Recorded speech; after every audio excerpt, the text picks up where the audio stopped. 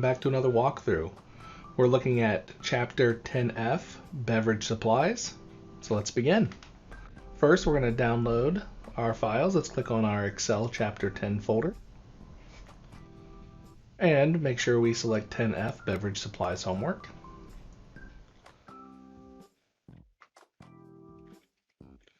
We're going to download our materials. And remember, do not download all files. Click on each file individually. And go ahead and open up your student file.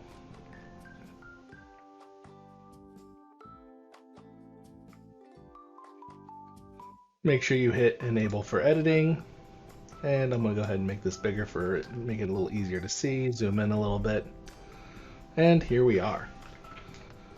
So on our Beverage Supplies Inventory worksheet, it wants us to insert a table using the range A7 to E30. So I'm going to highlight our A7 down to E30. I'm going to highlight this range right here. And I'm going to go to the Insert tab, and under my Tables group, click on Tables. Make sure that you have a check mark here that says My Table Has Headers, and go ahead and hit OK. So now we've taken this range and we've made it into a table, which makes it a little easier for us to do some advanced sorting and manipulation of the data. So now it says from the guests worksheet, it wants us to copy the range A1 to E20. So let's go ahead and come down here to our guests worksheet down here at the bottom. And let's highlight A1 all the way down to E20. And it wants us to copy that. So hold down your control key and hit C to copy. If you're a Mac user, you can come to the Home tab here under our clipboard. You can hit copy here as well. And it wants us to paste this into cell F6 of the Beverage Supplies Inventory worksheet. So let's go ahead and click on our Beverage Supplies Inventory worksheet here. Let's go ahead and go to the F6. So let's go ahead and click on cell F6. And go ahead and hold down the control key and hit V to paste. Or once again, for my Mac users, come to your Home tab and you can use the paste button here. For my Mac users, you can also do Command V. Command C and Command V should do the same functions as Control. So now that we have this in here, it wants us to format the data in F7 to J25 as a table. So I'm going to go ahead and highlight F7 all the way down to J25.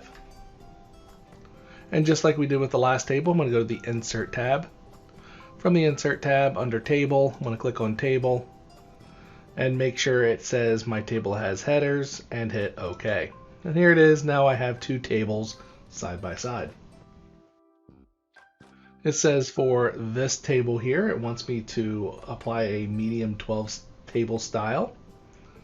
So I'm going to come up here to my Table Design tab here under my Table Styles. And I'm going to click the down arrow with the line above it. And it wants me to do a medium 12. So I'm going to go under medium. And I want to hover until I find 12, which is this gold color right here. And it also wants me to auto-fit columns H through I. So I'm going to come up here, I'm going to highlight, I'm going to hover over my H. I'm going to click, hold, and drag all the way over to I. Then I'm going to go in between H and I. Notice when I go between these two, I get these two arrows pointing away from each other. And I'm going to double click really fast. And that should auto fit both of them for me.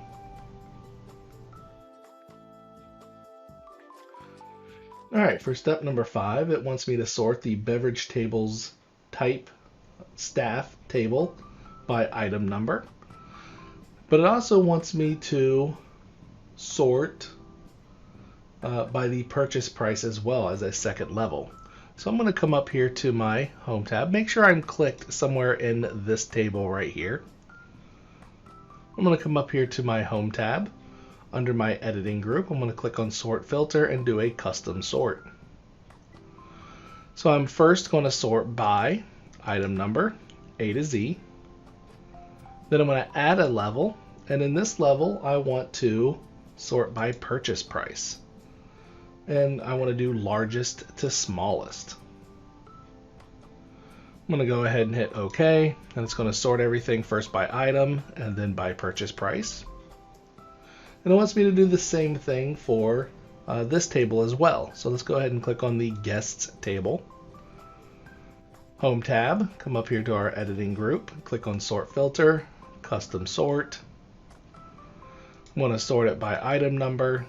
I'm going to add a level, and then I'm going to sort again by purchase price, largest to smallest, and hit OK. Now it says for step number 7, select the range E8 to E30 and apply conditional formatting to the range using the 3 arrows directional icon set. So let's go ahead and highlight from E8 down to E30.